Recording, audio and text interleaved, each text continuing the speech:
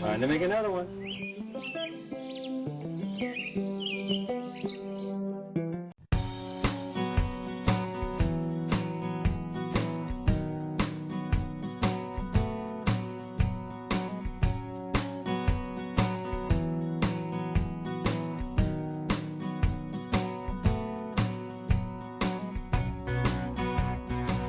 Hey, I'm Jack Boyle. Thank you so much for visiting us here at San Antonio Pottery. You found us doing one of a series of classes, basically, our tutorials on pottery making. I'm sharing my 30+ years of experience with you. This is one of the final pieces that we're adding to the collection. And today we're going to go over how to make flat pieces, particularly plates and platters. Start out by showing you the finished product right here. There's a couple of different styles of plates as well. This style has a nice flared lip, nicely trimmed on the back. This is about, finished product is about 10–10.5 inches wide. I'm going to go on to show you how to make these decorative and functional platters as well. They have a nice texture on the inside, which I'm going to explain to you as I do it. And these nice big functional handles that you can say carry a big roast or lamb or gigantic turkey on them.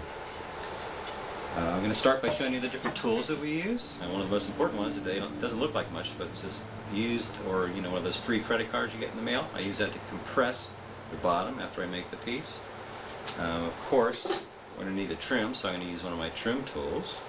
This is my favorite tool. Another trim tool is this loop tool. That's for those little finer little areas that you need to get into and get a little corner into. And of course, I always have my ever-present needle tool. I don't always use it, but I always have it with me. Of course, my wooden rib and my sponge. We're going to start out to make a dinner plate. I will put my bat on, and I have my pre-measured clay, pre-measured and pre-wedged clay here. I'm going to go ahead and moisten my wooden bat. Important to know that I'm just slightly moistening this bat. I'm not getting it sloppy wet.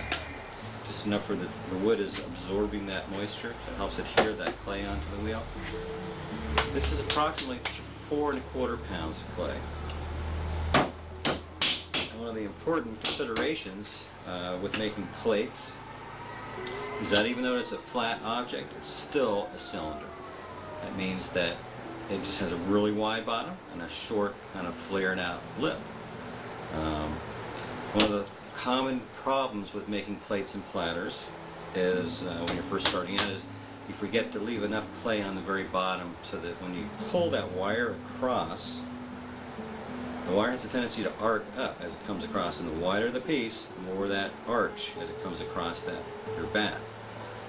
So just make sure you not leave a nice flat and thick foot. Go ahead and center this.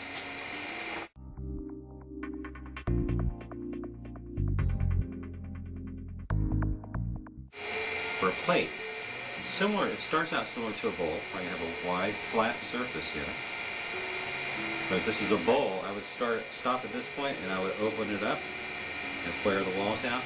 But because it's a plate, I'm going to continue this pressure just straight down in the middle. You see, I'm using mostly the ball of my left fist to do this. Pushing right down the middle. I'm also using a little bit of pressure on my wrist area here. Get to a certain point, and then I want to compress the sides down. There's another common problem when you're making plates and platters, is that if you just put the pressure in the center and you start pulling out, you're going to develop a bubble underneath this edge area, and that's always a problem. So I alternate the pressure in the middle, and I push down on the side as it grows wider, eliminating that possibility of a bubble. I get to a certain point. Now here I'm actually checking the thickness of the bottom in the just beginning. You may want to use your needle tool, and you can test it that way, but you want a good, like I said, a good thick bottom here. I'm satisfied with that thickness. Now as I get closer to the diameter that I'm trying to get to, I'm very concerned about making sure that this bottom base is flat and not undulated. So as I come across, the tendency with a lot of beginning students is to continue to dig in as you come across this plate. But what you need to do is lighten up on the pressure as you come across.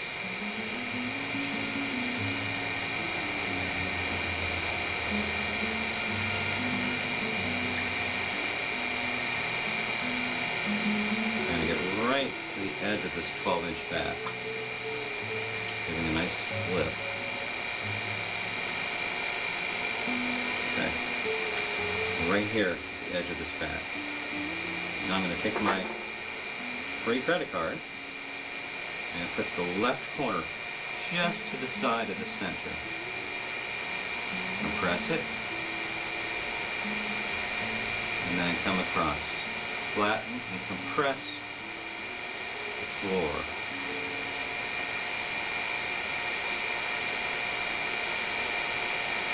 Very important that you really compress the bottom of these plates. And now, I'm going to slow the wheel down. Like I said, even though it's a plate, it's still a cylinder, technically. In fact, this is the only real cylindrical throw I'm going to do right here. I'm going to pull up on the lip, straight up.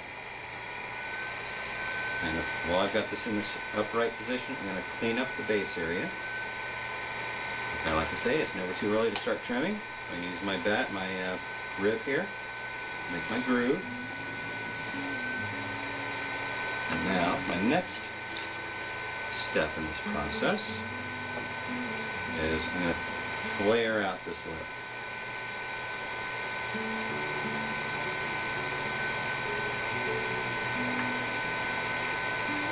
And this is the point where it's pretty easy to lose it if you're not careful. I'm going to use my rib now to totally flatten, not totally flatten the lip, but flatten it as much as I like. And with that in mind, what I do is I take a really wet sponge and moisten the underside of this lip, so that when I put my finger under here, it doesn't drag.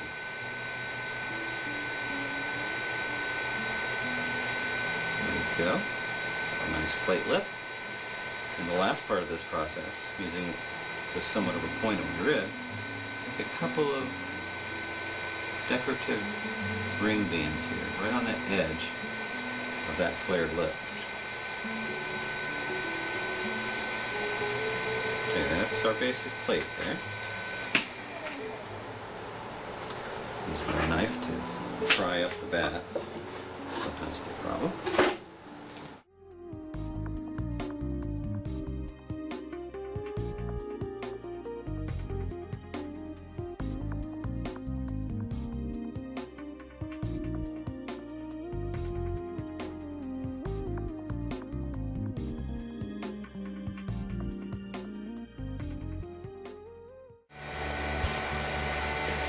Now, I'm going to show you something that's a little out of the ordinary for our advanced students.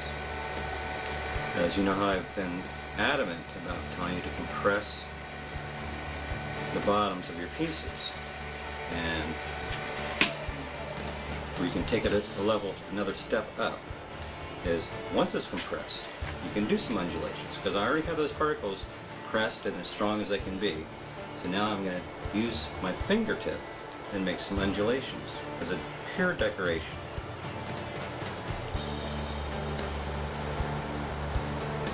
You can see I'm supporting my right hand with my left hand, stabilize myself. If a little drag, get a little bit more water.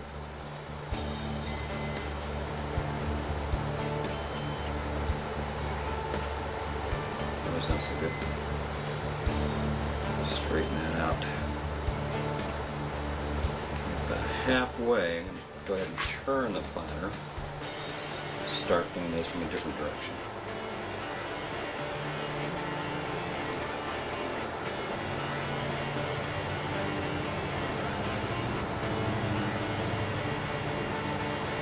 The curve. Long enough, I'll slightly change the direction of those lines.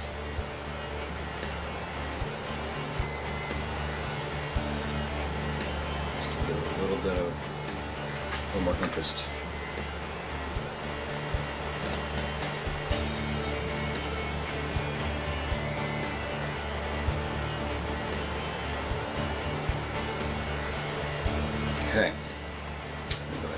this side. Just look at that a little bit better. Well, we're back now, and I'm going to show you first how we trim our plates. I already got it centered, save a little bit of time there.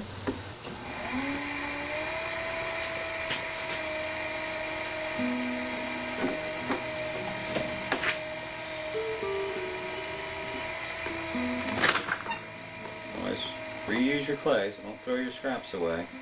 Just use a little water to get it back into condition.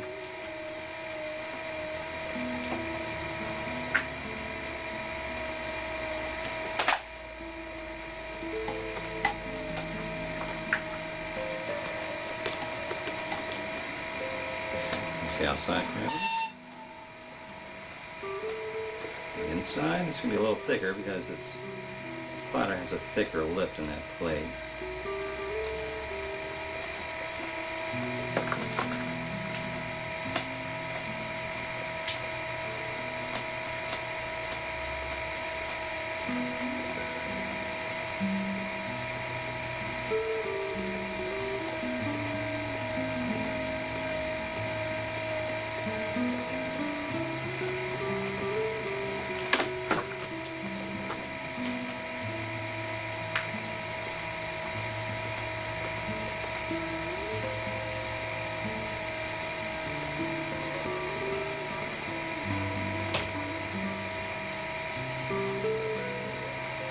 Get in there.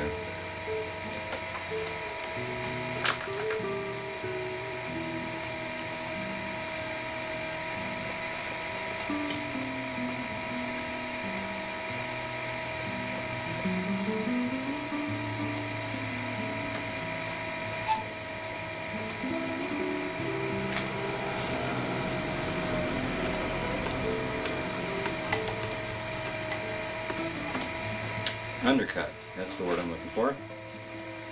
The undercut here, which also helps, besides that's a little place for the glaze to gather.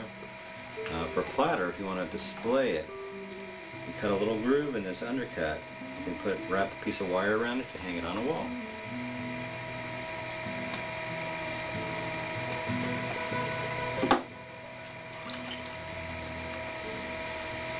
Soften that edge. Now, I'm going to go ahead and sign this.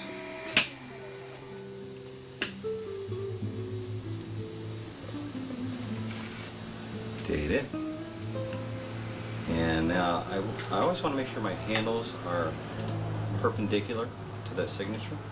So I found it's just important at this point to go ahead and make a cut right in the lip where I'm going to put those handles.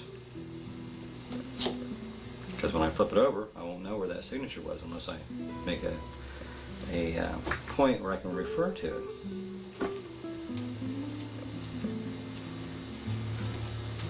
Okay, now, for this next part of the process, for the expediency of showing you how I put handles on pieces like this, I have a pre-made and pre-trimmed platter here. And what I have to do with a lot of my handles and things of the nature that I have to, like the platters and plates, I have to go ahead and let that lip stiffen enough where I can turn it over, trim the piece, sign it, and then to get it re-supple, I have to go ahead and apply water on a sponge, cover it up with plastic, and it takes 10 or 15 minutes. So this is a platter I have on standby. I've already pre-moistened the lip. And I have these coils ready to use as handles. I'm going to show you a simple coil. I like to do this little ring surface, so if you can tell over here, it's nicely ringed. And a way to do that is using something like a ruler or any kind of a straight edge. And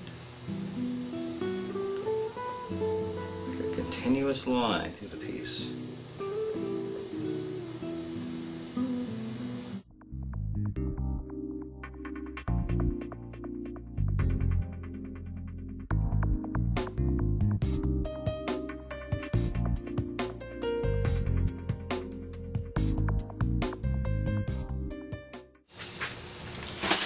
Waiting.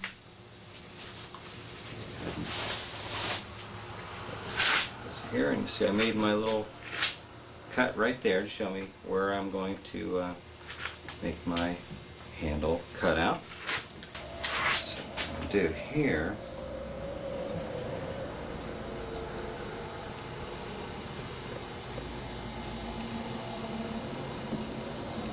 there's one cut out. I'm just going to go right ahead on the other side, make a mark. It's still fresh in my mind, that's basically the size of that cutout. Do the other one. So this is already pretty supple. I'm just going to moisten it with the water. Not a bad idea to take a little bit of slip. You do some scoring and cross hatching on this area.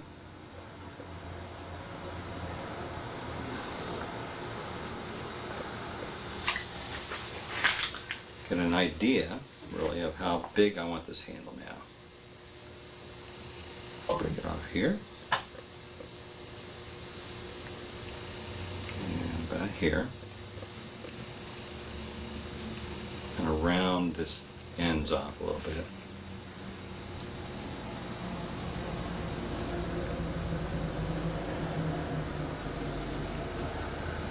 So, and I'm just going to put some pressure right, supporting it underneath.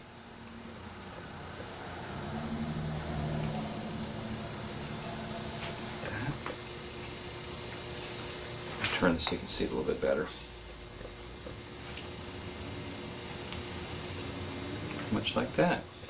I could smooth those edges in. I could leave them as a little dramatic ending for that handle. Kind of up to you.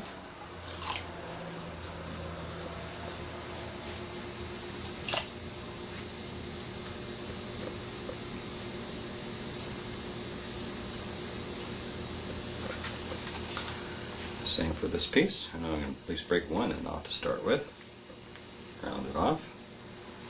Get an idea of how big I want it to be. Start out with plenty of clay. It's easy to take it off. It's not so easy to add it back on though.